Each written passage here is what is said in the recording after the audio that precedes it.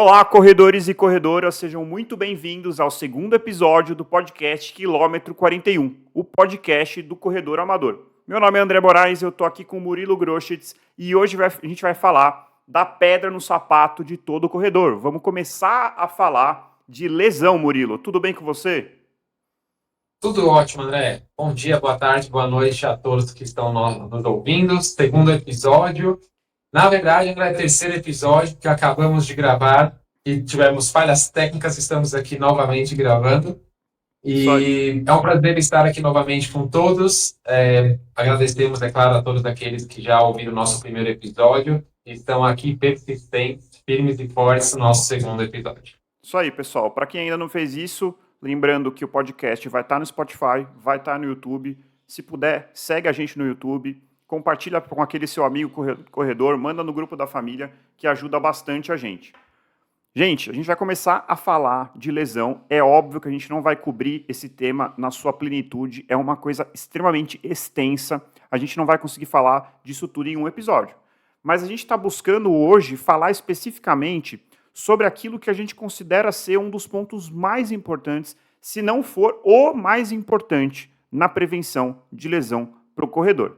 E isso a gente deu uma bela pesquisada, o Murilo fez seus estudos, eu fiz os meus estudos por aqui, e a gente vai falar de uma regrinha conhecida como a regra dos 10%. O que seria a regra dos 10%, Murilo?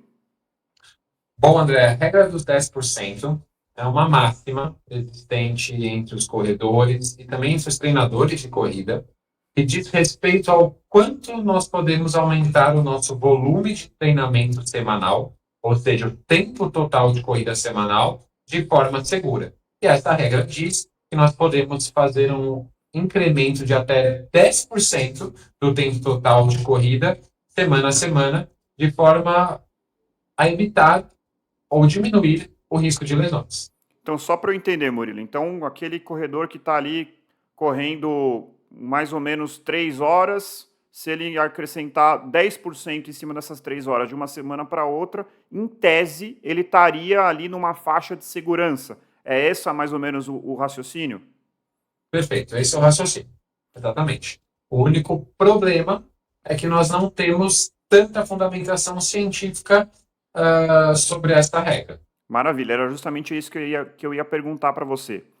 Quanto que essa regra é um mito e o quanto que essa regra de fato representa algo a ser seguido, algo a ser levado para os treinadores e para aqueles corredores que não querem se deparar com uma lesão no meio do caminho.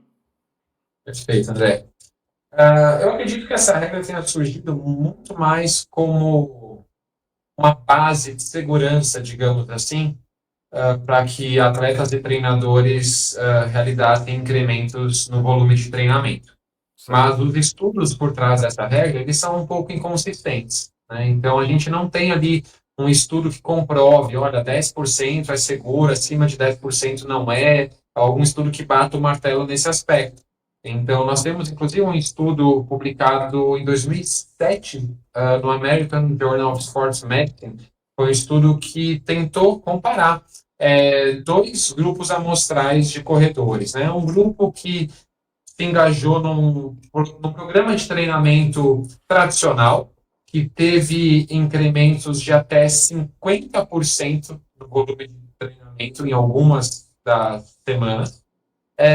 Comparou esse grupo amostral com outro grupo amostral que se engajou num programa de treinamento onde se aplicou a regra dos 10%. Ou seja, semana a semana, o aumento de volume foi de apenas 10%.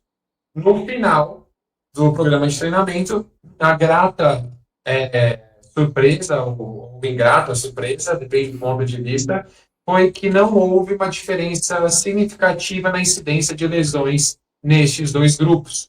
Então, algum grupo teve incremento de até 50% em algumas das semanas. O outro respeitou 10%. E a incidência de lesões foi aproximadamente 20% nos dois grupos. É claro que aqui, André, a gente precisa levar em consideração como eram esses sujeitos. E, no caso, eram sujeitos jovens, iniciantes na corrida, e o volume de treino não era tão alto assim. O objetivo final era correr uma prova de 4 milhas. É claro que a gente não consegue expandir esses resultados para toda a população de corredores. Mas é um achado que nos mostra que talvez a regra dos 10% tenha, sim, as suas limitações. E esse não é o único estudo. Há outros estudos também que mostram resultados um pouco diferentes desses. Perfeito. Pelo que eu pesquisei também, Murilo, eu vi que tem alguns estudos que não mostraram esse risco de lesão aumentado, porém outros estudos mostraram também. Então, na verdade, o que existe é uma grande discussão na literatura, e o que varia bastante é a população estudada, qual era a meta, qual era a carga de treinamento, a idade, e principalmente como que a gente vai quantificar essa carga, né, que é chamado sempre nos artigos científicos que a gente vai ver como load. Então, qual que é a carga de treinamento? Quando você falou apenas do volume. Volume que pode ser quantificado ou em quilômetros ou em tempo de corrida. Porém, a gente sabe que tem outras maneiras para a gente medir como seria o volume de treino, como seria o load do treino. Como que a gente pode quantificar a carga de treino? Boa pergunta, André. Já queria puxar um gancho aqui, que é em relação, ao meu ver, a grande limitação da regra dos 10%. Essa regra diz respeito ao volume de treinamento, que é o tempo total corrido numa semana, numa sessão de treino, num mês de treino. Ou a quilometragem, né? Volume, quilometragem, o tempo Volume percorrido, o seria tempo... quilômetro ou tempo de treinamento. Daria para quantificar dessas duas Perfeito. formas. Perfeito. Eu sempre prefiro trabalhar um tempo de treinamento, porque eu brinco com os meus alunos que o corpo não entende quilometragem, ele entende tempo. Tempo, sim, é uma medida entendível por parte do nosso corpo, né? Agora, Perfeito. quilometragem não é. E, André, a pergunta é muito boa, porque, assim, a carga de treinamento, ela tem diferentes fatores. Nós temos a carga interna e a carga externa. Certo. Carga externa diz respeito a medidas propriamente ditas da sessão de treinamento em si. Então, assim, o tempo total percorrido é uma medida de carga externa, é uma medida Interna. de volume. Externa, perdão. Externa. Externa, isso, de volume, tá? Nós temos também a carga, dentro da carga externa, nós temos medidas de intensidade. Então, a velocidade com a qual o atleta correu, a inclinação do percurso da esteira, é um fator de intensidade para a carga externa. Isso é Externa. carga externa. Perfeito. Tá? E carga interna, André, nada mais é do que os efeitos que essa carga externa, então volume e intensidade, os efeitos que essa carga externa exerce sobre o indivíduo, sobre aquela pessoa em específico. Isso é carga Perfeito. interna. Então, são as adaptações fisiológicas agudas que aquele indivíduo possui perante aquela sessão de treino. Daí nós temos frequência cardíaca, nós temos pressão arterial, nós temos sudorese, nós temos volume sistólico, entre várias E outras percepção de esforço medidas. entra também? Percepção de esforço, com certeza entra. Então, qual nota o indivíduo dá para aquela corrida de esforço? Então, numa escala de 0 a 10. Talvez, para mim, Murilo, atleta amador, correr num pace de 6 por quilômetro durante 1 hora, tenha me dado um esforço nota 5. Talvez para um outro atleta iniciante, que está aí no seu primeiro mês de treinamento, correr na mesma intensidade pelo mesmo tempo, tenha um esforço nota 7. Então, percepção de esforço Perfeito. também entra nesse aspecto. Legal, Murilo. Então, só para ver se eu entendi. Então, a carga externa é basicamente aquilo que o treinador está prescrevendo ou aquilo que é uma planilha, quem treina por planilha, aquele treino proposto, né? Então, quantos quilômetros você vai correr, a qual pace, em quanto tempo. A carga... Eu diria não só, não é, o treinador também prescreve fatores de carga interna, ele pode prescrever faixa de frequência cardíaca também e prescrever isso para o atleta.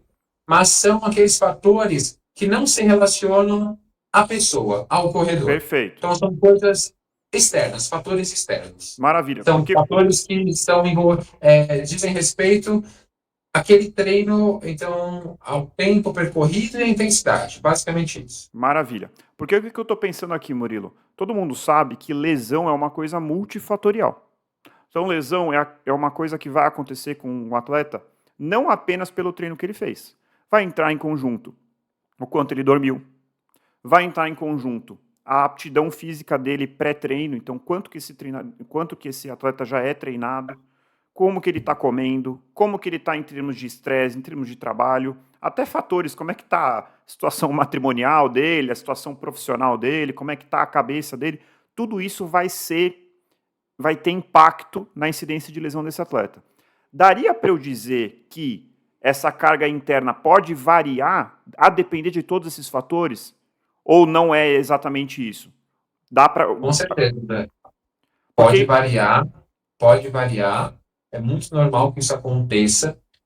Cabe ao treinador e também ao atleta ter essa percepção aguçada para entender como mensurar, como quantificar essa carga interna de treinamento. Isso é fundamental. É muito normal que um atleta num dia, entre aspas, bom dele, ele seja capaz de, por exemplo, correr 1 hora no pace de 5, uma frequência cardíaca de 150 batimentos por minuto. Talvez num dia em que ele esteja estressado, que ele tenha passado o dia inteiro no trabalho com um estresse muito grande, ou tenha brigado com a esposa, com o marido, dormido pouco, se alimentado mal, ou talvez só o dia esteja muito quente, um pico de calor, algo do tipo, a frequência cardíaca dele suba muito, influenciando assim a carga interna no treinamento. Perfeito, Murilo. Então, a gente já entendeu aí mais ou menos a regra dos 10%. É uma regra que fala do incremento de carga. Carga essa que tem fatores internos e fatores externos. Agora, a questão que eu quero saber é o seguinte: como que a gente pode quantificar a carga ou o load além do quilômetro ou do tempo? A gente pode usar alguma continha? Tem algum macete para a gente trazer para a parte prática? O que você diz nesse sentido? Sim, André, nós temos como quantificar a carga total do treino.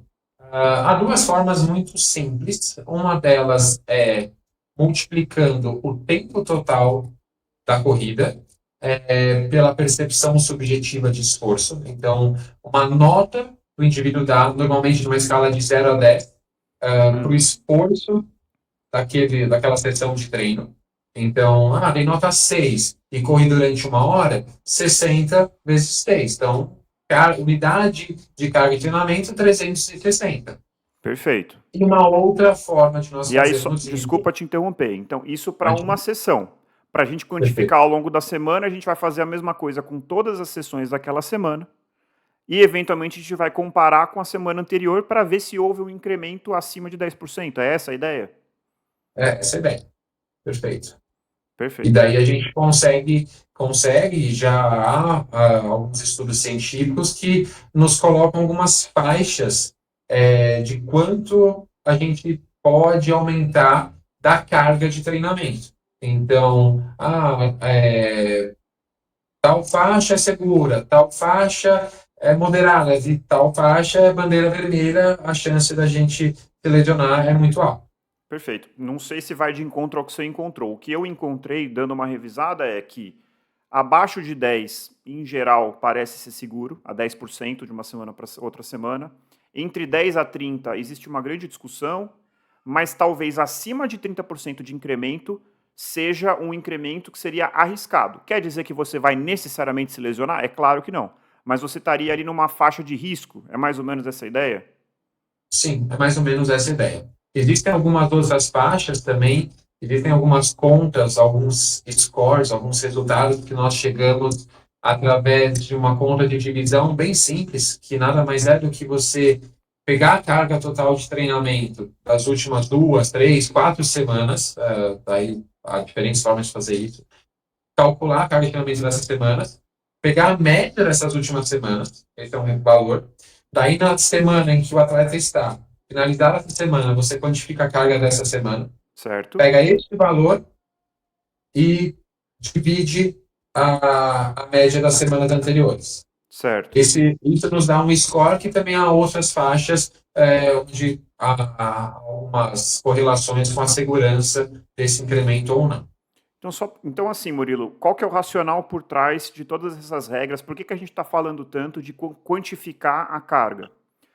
A ideia é a seguinte, gente. Você está lá, você está ou está iniciando um novo ciclo para uma prova-alvo, ou você acabou de começar a correr. Seu corpo vai ser necessariamente desafiado. Para que você tenha uma melhora, você vai pegar esse seu corpo e vai submetê-lo a um certo estresse. Vai submeter, inclusive, a algo que vai gerar microlesões. Seu corpo vai reagir a esse estresse externo, vai criar um mecanismo de supercompensação e com isso você vai se adaptar a essa nova realidade. Então o corpo vai se adaptar a um novo grau de aptidão física. Se você submete ao seu corpo a um estresse, a uma carga de treino, que é maior do que a sua capacidade de adaptação num determinado período de tempo, você está se submetendo a um risco aumentado de lesão. É esse o racional, Murilo? É esse o racional. Perfeito. Colocou muito bem a questão da supercompensação e o quanto de carga é aplicada ao indivíduo. Saber quantificar exatamente o que é seguro e o que não é, apesar de nós termos algumas faixas consideradas seguras, é muito importante, André, a gente analisar a individualidade biológica do nosso atleta, do nosso aluno. Isso é Maravilha. fundamental. Somos diferentes pessoas, temos diferentes histórias, diferentes vivências com a corrida. Há pessoas mais experientes, menos experientes. Uhum. Nós temos pessoas, homens, mulheres, nós temos idades diferentes. É extremamente diferente, André, eu prescrever treino e quantificar aumento de carga, por exemplo, para uma mulher de 50 anos na menopausa, iniciante na corrida. Perfeito. Outra coisa é eu prescrever treinamento, incremento de carga de treinamento para uma mulher jovem, seus 20 anos de idade, que já corre há 3 anos e nunca teve lesão. Exato. Histórico de lesão acho que é bastante relevante também, né, Murilo? Com certeza. Há alguns estudos que mostram que um dos principais, digamos assim, Fatores de principais risco para lesão é já ter fatores tido de uma risco lesão. é já ter tido uma lesão. Exatamente. Legal, Murilo. Perfeito. Então, pegando esse gancho, só uma coisa que eu acho que ficou faltando. Você falou da percepção de esforço, mas eu posso usar frequência cardíaca também para quantificar a minha carga de treino? Isso é verdade, ficou faltando. Sim, a outra forma simples de nós calcularmos carga de treinamento é utilizando a frequência cardíaca como parâmetro. É claro que isso depende do corredor possuir um mecanismo de mensurar, de aferir a frequência cardíaca, né? Então, hoje em dia nós temos relógios que fazem isso, smartwatches e também relógios específicos de corrida, como Garmin, Polar, entre outros. Mas algumas pessoas não têm acesso a esses equipamentos. Mas para quem tem, sim, é uma forma e muito interessante porque ela não possui um fator de subjetividade. Uhum. Então, a escala de 0 a 10, a percepção de esforço, para ela funcionar bem, é necessário que o corredor tenha uma certa experiência com ela, é Aham. necessário que ele saiba reconhecer o próprio esforço, tenha um autoconhecimento um tanto quanto apurado, André. E, Exato. por exemplo, um exemplo legal disso eu já atendi alguns alunos, alguns atletas super iniciantes, que foram sedentários a vida inteira, e que quando eu pergunto numa escala de 0 a 10 que nota ele dá para aquela sessão de treinamento, para aquele esforço que ele teve, às vezes ele dá nota 10. Uhum. Mas eu sei, perante outros fatores, como frequência cardíaca, ou até mesmo observando ele correr, aquela sessão não foi uma nota 10 para ele. Mas foi uma Exato. nota 6. Mas como ele não possui esse autoconhecimento, ele não sabe qual é o limite dele, qual é o máximo dele, a resposta dele acaba sendo um pouco incoerente com a realidade. Então, a questão da percepção de esforço exige um pouquinho mais de cuidado para ser analisada. Então, se a gente tivesse que colocar aqui na balança vantagens e desvantagens de cada um dos métodos, talvez frequência cardíaca você tenha a vantagem de tirar a subjetividade, é uma métrica mensurável. É claro que a gente tem que sempre pensar que tem que ser medido de uma forma correta, existe o erro de eventualmente não estar sendo medido da forma correta, Perfeito. mas tem a desvantagem de que você precisa fazer o investimento, que não é um investimento baixo, todo mundo sabe, de ter um relógio confiável, de qualidade, que consiga fazer essa métrica, né? Perfeito. Por outro lado, a percepção de esforço. embora não precise do GPS, não precise desse investimento, dessa tecnologia, existe o risco de subjetividade, mas nada impede que alguém que está acostumado a avaliar seus treinos quanto à sua intensidade possa usar a percepção de esforço, então ele vai dar uma nota entre 1, que é praticamente nada, conseguia conversar durante todo o treino, e 10 do tipo, eu tive que parar, eu não conseguiria mais nenhum minuto, ele vai fazer essa quantificação, ele vai conseguir também medir a carga de treino dele por meio desse método. Acho que aqui é muito tentar achar o que é melhor para cada pessoa, né, Murilo? Exato. Qual realidade se aplica a cada um, né? É um feeling que a própria pessoa tem que ter, que o treinador tem que ter, e qual forma quantificar essa carga de treinamento de forma mais precisa possível. Porque a gente sabe que o treinamento não é uma ciência exata, né? E a gente tenta, o máximo possível, quantificar as variáveis. Mas é claro que a gente não consegue com uma exatidão extrema. Então, Absoluta. tentar encontrar um mecanismo que seja mais coerente para aquele aluno. E aí a questão da individualização, que eu acho que é muito interessante, inclusive eu achei um estudo que mostra que corredores iniciantes possuem um risco, isso não é nada surpreendente, né? Mas é legal que isso tenha sido computado cientificamente, que corredores iniciantes possuem uma incidência maior de lesão. Isso deve ser multifatorial, né?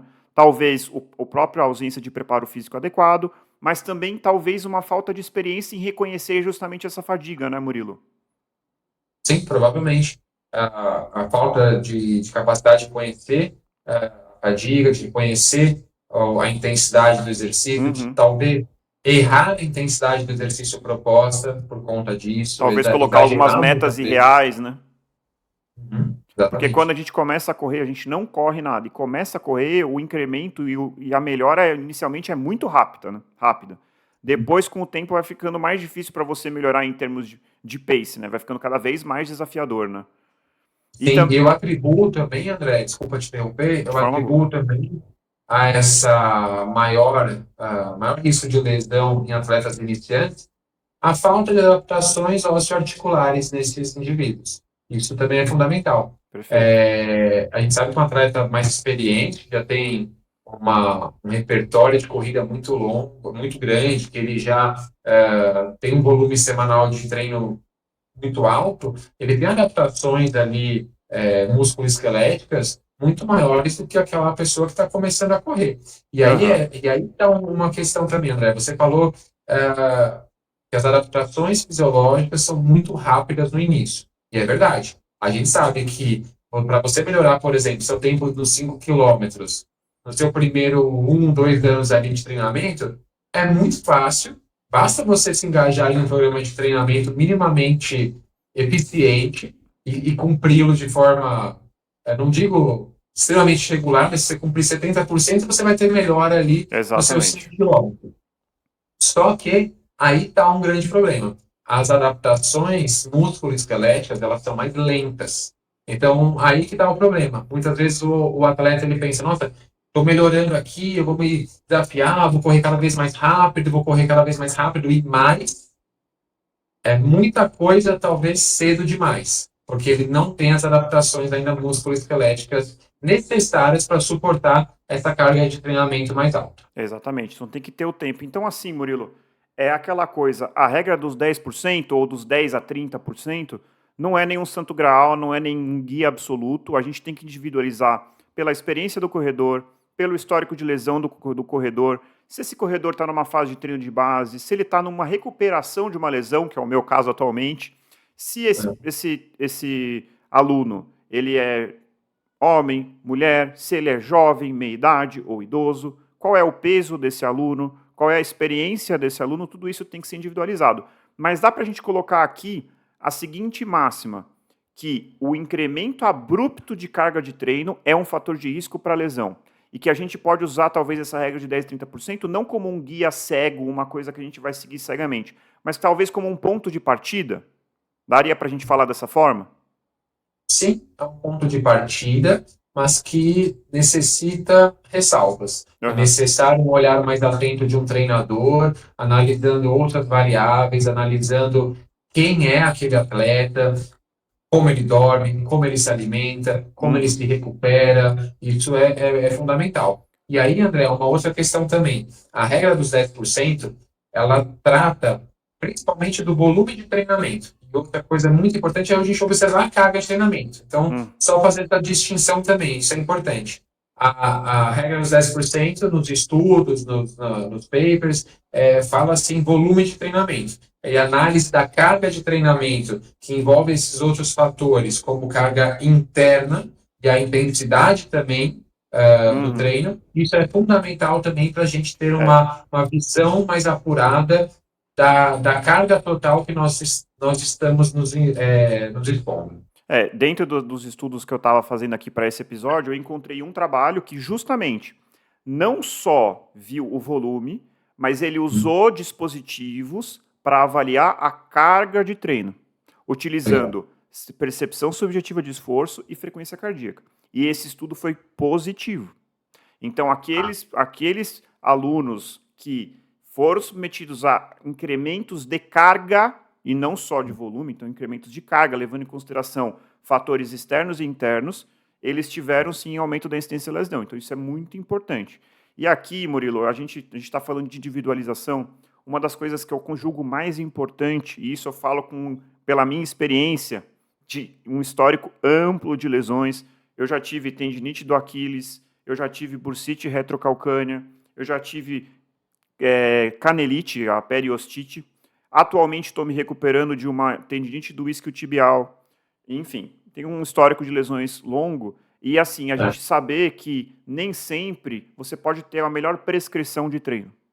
Você pode ter o melhor treinador do mundo.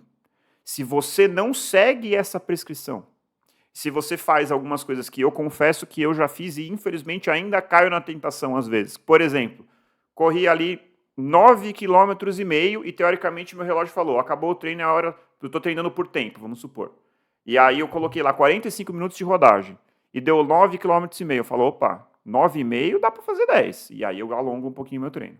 Aí no outro treino eu tenho que fazer 30 minutos de rodagem leve. Aí eu não faço a rodagem leve, eu vou incrementando a minha intensidade ao longo dos 30 minutos, porque a gente sabe, a gente vai aquecendo, vai ficando cada vez mais gostoso de correr, principalmente essas corridas mais curtas. Você está, na verdade, não seguindo a prescrição. Então, acho que isso é um ponto importante.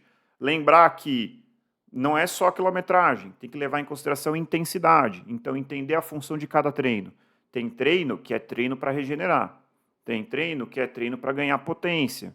Tem treino que é para ganhar velocidade. Acho que o Murilo pode falar isso melhor do que eu. Mas você ir para cada treino assim, qual é a cabeça que eu vou ter hoje? Acho que isso é muito importante, né, Murilo? Com certeza, André.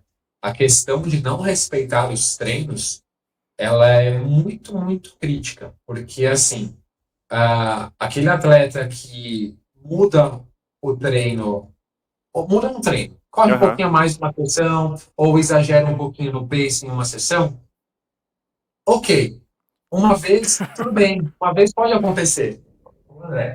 Pode acontecer. Às vezes, 500 metros a mais para se chegar nos 10 quilômetros é a diferença de ele terminar o treino na porta do prédio dele ou de terminar o treino ali faltando 500 metros e precisar caminhar até a casa.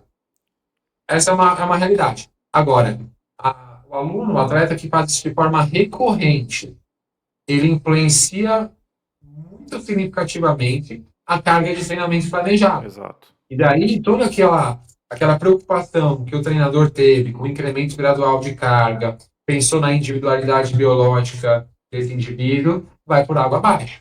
Exatamente. Porque vai se perder. Porque aí, às vezes, o aluno mexe tanto no treino, faz um estímulo a mais do que foi pedido, corre no pace 20 segundos mais forte, corre 10, 15 minutos a mais. Às vezes, são tantas variáveis que fugiram do controle que fica difícil de quantificar a carga de treinamento. Exato. E fica difícil de você programar um incremento seguro. Perfeito, Murilo. Isso aí é clássico, né? Então, por exemplo, além disso que eu falei de arredondar para sempre para quilômetros redondos, que é um vício que eu estou tentando. Eu tenho esse vício e eu estou em recuperação. É a questão das intensidades. Então, você está fazendo lá um tiro de tiros de 400, por exemplo. Aí você vai. O primeiro você não sabe muito bem onde você está. Aí você fala, acho que esse é o ritmo proposto. Aí você crava o segundo tiro.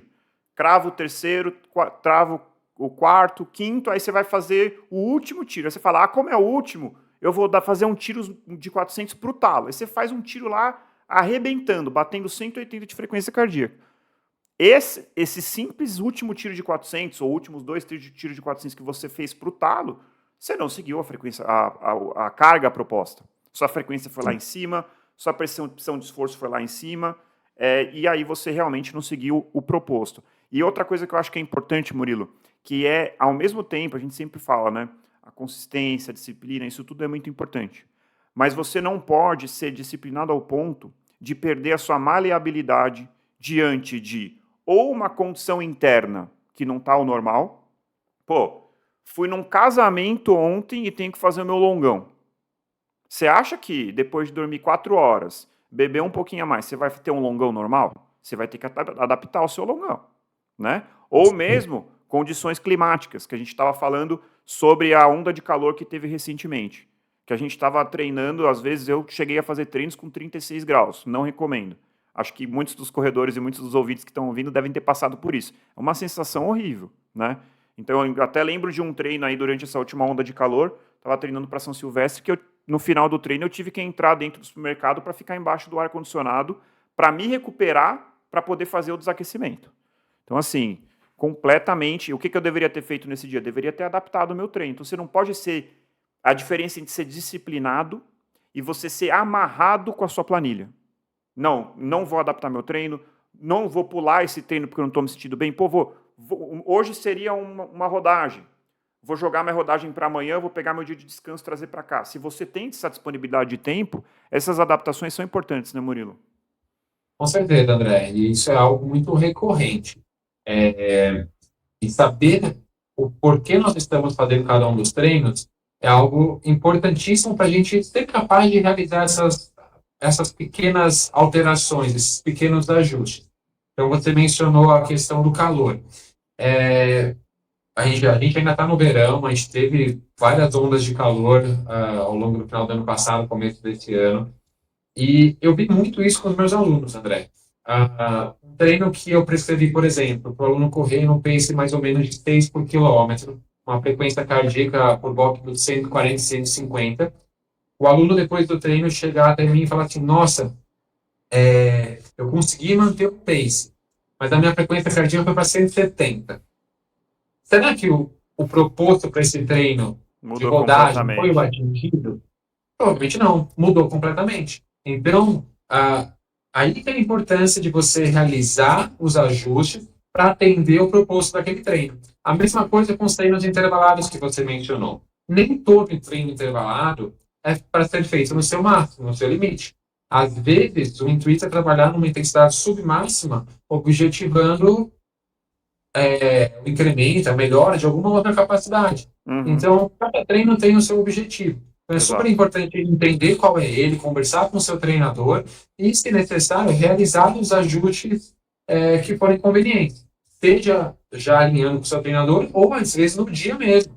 Você percebeu que está muito quente, ou que você não está legal, que você dormiu mal, ou, que nem você mencionou a questão do casamento, bebeu um pouco a mais, realizar as adaptações necessárias. Isso é muito importante. E, André, uma outra questão que eu acho fundamental a gente conversar, a gente vem falando desde o começo desse episódio sobre incremento de carga de treinamento. Tá? Perfeito. E aí talvez na cabeça do nosso ouvinte fique que, cada semana eu devo aumentar a Só carga vai de para treinamento. cima, né? Só sobe a carga de treino.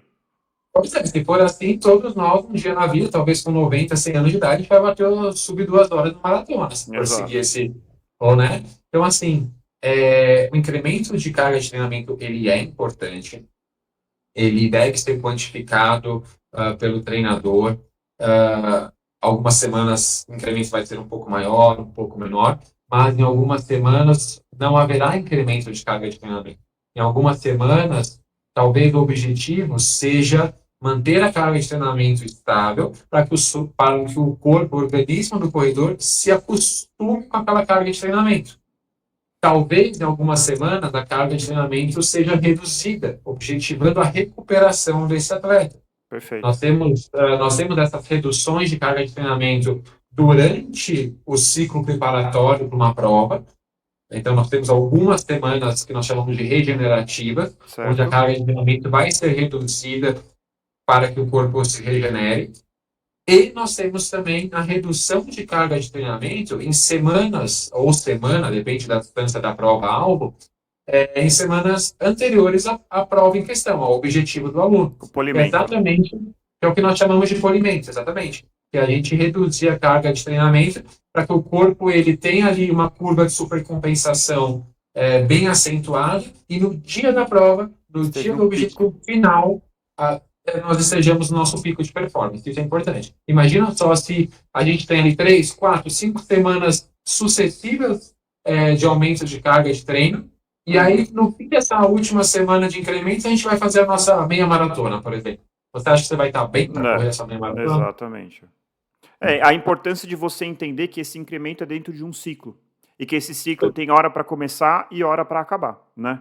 Se você, acho que nenhum maratonista, por que os maratonistas profissionais não correm a 6 majors num ano só, né? Porque eles precisam fazer esse ciclo, chegar no pico, fazer o polimento e conseguir competir. Teve agora recentemente a maratona de Tóquio, que surpreendentemente o Kipchoge não levou. Ele agora vai correr outra maratona quando? Talvez no segundo semestre, né? Provavelmente. Então ele vai fazer agora um tempo de descanso, fazer base, aí ele vai incrementar o volume e depois vai fazer polimento de novo. E outra coisa importante, acho que sobre ciclo, que é o seguinte, a gente está falando de incremento de 10% de carga de treino, mas se você já está lá muito perto do seu pico, pô, usando o exemplo aqui dos profissionais que estão batendo aí 240 km por semana, essa loucura, 10% de incremento para eles é uma insanidade. Ao passo que 10% para alguém que em algum treino no passado, algum ciclo no passado já correu 40, 60, que está numa fase de base que está correndo 20, 30, às vezes ele pode até correr, incrementar com cargas de uma maneira mais rápida, né? Então é importante entender mais ou menos em que momento do ciclo você está, né? Sim, isso é essencial, né? Com certeza. Então, assim, Murilo, passando aqui para as nossas considerações finais, fazendo uma recapitulação, então, a regra dos 10% não é uma sumidade aí em termos de literatura científica, existem controvérsias que envolvem idade, que corredores são esses, como essa carga foi feita, como que essa carga foi mensurada. Foi somente volume, ou seja, tempo e quilometragem, ou levou em consideração outros fatores que a gente chama de carga, que leva também frequência cardíaca ou percepção de relativa de esforço. Mas, embora a gente não tenha essa convicção de literatura, é razoável entender que a gente deva fazer o incremento de carga de uma forma progressiva e controlada, sempre levando em consideração as características individuais de cada aluno. É um corredor iniciante, ele tem histórico de lesão, ele está se recuperando de uma lesão, que fase do treino que ele está, qual é o objetivo que ele tem, qual é o sexo desse paciente, qual é a idade, qual é o peso desse paciente. Acho que tudo isso vai sumarizar tudo que a gente falou até aqui. E aí, Murilo, aí vem a importância de procurar um profissional habilitado, né?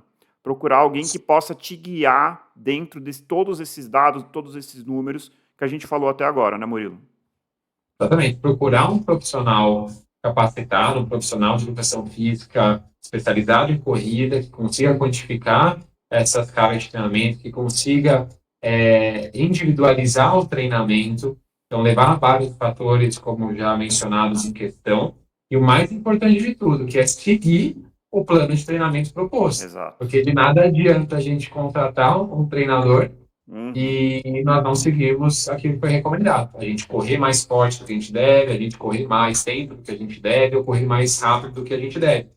E aí, curiosamente, André, grande desafio que eu tenho como treinador, grande parte das vezes, quando eu inicio um trabalho com um novo aluno, um novo atleta, meu grande desafio é fazer ele correr, às vezes, menos e mais devagar. Exatamente. Muitas vezes, na ânsia de resultados mais rápidos, eu acho que isso é um problema do mundo atual, as pessoas cada vez mais ansiosas e querendo os resultados meio que imediatos, elas acabam exagerando um pouco, querendo bater os seus recordes a cada treino, correr mais rápido a cada treino, correr mais a cada treino. Isso é extremamente perigoso.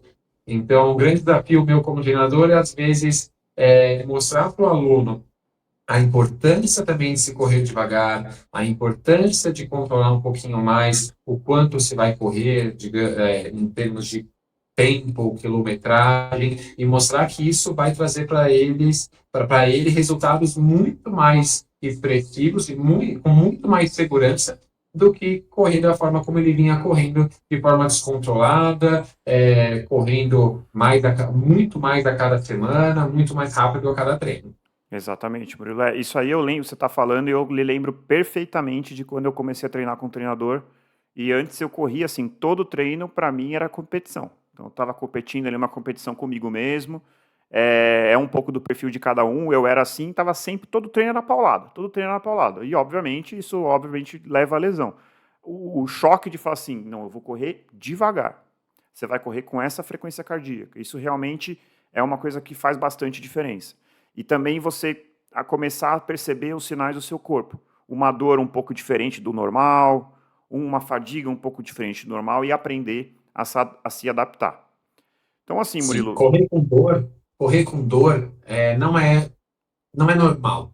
Isso é muito importante. Correr com uma dor significativa que está prejudicando a sua mecânica de corrida, isso não é normal. É Certo. claro que ao longo de um processo de treinamento, ao longo de um ciclo de treinamento, 5, 6, 8 meses, pensando em uma prova maior, é normal que haja algumas intercorrências, que o atleta sinta um desconforto ali, um desconforto aqui, que seja notificado ao treinador, mas é preciso levar isso para a mesa de discussão, conversar, às vezes uma redução de carga de treino somente numa semana, já é o suficiente para zerar esse desconforto, zerar essa dor e Exato. evitar com que isso vire uma lesão crônica, uma lesão um pouco mais difícil de ser tratada, que muitas vezes coloque em xeque o seu objetivo final. Então isso é muito importante para os nossos ouvintes. O que você prefere? Tirar um pouquinho o pé, puxar um pouquinho o freio de mão, em uma sessão de treinamento, 1, 2 semanas no máximo, e conseguir zerar aquele desconforto que ou você prefere não contar para o seu treinador, ou fingir que você não está vendo aquele desconforto, que ele não existe, que ele não está ali presente, e persistir no treino, persistir com aquela carga de treinamento que está sendo imposta a você, e depois você se machucar de forma mais séria, a ponto de deixar com que todo aquele esforço que você teve, todo aquele suor derramado, Com não certeza. sirva para nada e você perca o seu grande objetivo. Não, com certeza, Murilo. Eu acho que isso aí que você falou, assim, eu tenho uma máxima, assim, que eu acho que isso serve para tudo. Serve para corrida, serve para trabalho, serve para relacionamento, serve para investimento. Então, assim, a intensidade vai perder quase sempre para consistência. Então, assim, a consistência, você conseguir empilhar semanas de treinamento, blocos de treinamento, e sem interrupções, sem ter que voltar a estaca zero, conseguir acumular semanas ou meses ou anos de treino é o que vai fazer você alcançar os seus objetivos. E aí é a importância de você eventualmente tirar o pé e evitar ali uma lesão que colocaria tudo por água abaixo. Me lembro bem no último ciclo da maratona que eu desenvolvi uma tendinite do tibial posterior. No meio do ciclo, eu falei, vai ferrar a primeira maratona da minha vida. A gente conversou, deu uma reduzida no treino, deu 2 semanas aí. Eu lembro de um treino no Ibirapuera ali que eu mandei um áudio pro Murilo de uns 3 minutos reclamando, desanimado, quase jogando tudo pro alto. A gente deu um step back ali, calmou, tal, 2 semanas foi subindo e no final deu tudo certo. Então, assim, a lesão, outra coisa que eu queria falar, uma coisa que mudou muito para mim, como eu falei, eu tenho um histórico de lesão ampla, longa, várias lesões, enfim. Quando você consegue, pelo menos tenta, colocar a lesão como parte do processo, fica mais aceitável. Aquela revolta, aquela raiva, aquela vontade de jogar tudo pro alto, você fala assim, não, faz parte, alguma coisa que eu fiz está errado, eu vou me adaptar e eu vou voltar melhor. Eu acho que isso faz toda a diferença. Para mim, fez toda a diferença. Consegui reequilibrar, assim, a minha relação com a corrida e acho que está dando certo. Embora eu ainda tenha lesão, aliás, gente, faz parte. Infelizmente, a grande maioria dos corredores vai enfrentar uma lesão aí ao longo da vida. Mas você André, ter essa mudança de mindset, eu acho muito importante. sim, é fundamental, como você falou, que o atleta de corrida saiba lidar com lesões, saiba lidar com desconfortos. Você sabe qual é a incidência de lesão anual em corredores? Nossa, eu não sei, eu estaria uns 20%. Eu anotei aqui, tem um estudo que menciona que de 30 a 79% dos corredores vão apresentar algum tipo de lesão no ano subsequente. Então, assim, 79? 79%. Meu Deus do céu. Algum tipo de lesão. Então é extremamente alto. Então, assim, cabe a nós sermos inteligentes ou não. Aham. Inteligente Eu é achava saber que era menos. reconhecer. Não, chega a quase 80%. Então, ser inteligente nesse aspecto é saber reconhecer o desconforto de forma mais precoce possível, tomar as medidas necessárias de adaptação da carga de treinamento, para que aquilo não vire uma lesão crônica e que não prejudique os seus objetivos com a corrida. E é interessante que desse índice, eu sei que é um range bem grande, né? 30% a 79%, De 30 a 79, entendi. mas 70% dessas lesões são ocasionadas por falhas no gerenciamento do treinamento. Perfeito. Que pode ser tanto na prescrição quanto na execução, né? Perfeito, exatamente. É claro, André, tem lesões que são inevitáveis, são evitáveis, mas assim, são acidentes. O atleta pisou no meio-fio e torceu o pé, Claro. Lesões torceu o traumáticas, né? tornozelo. Pode Traumáticas, né? acontecer, lesões traumáticas. Mas essas são lesões pelo esforço repetitivo da corrida. Claro, com certeza. Com certeza. Bom, Murilo, acho que a gente fez uma bela cobertura inicial sobre esse tema complexo, às vezes amedrontador, que é a lesão, que são as lesões. Já enquanto a gente estava conversando aqui, eu já pensei em alguns futuros episódios, já pensei aqui em falar sobre outra regrinha que é muito interessante, que é a regra do 80-20. Então aqui já tem um outro episódio para a gente falar no futuro. Falar também sobre zonas de treinamento, eu acho que é super interessante, particularmente é uma coisa que eu tenho um pouco de dificuldade para entender, então vai ser esclarecedor até para mim. E assim, eu queria saber dos nossos ouvintes, este tema, lesões, é relevante para vocês? Se for, deixa aqui nos comentários, fala aí sobre o que vocês querem ouvir. Se não for relevante para vocês, a gente vai falar sobre outra coisa. O que é relevante? É suplemento? É aspectos emocionais ligados à corrida?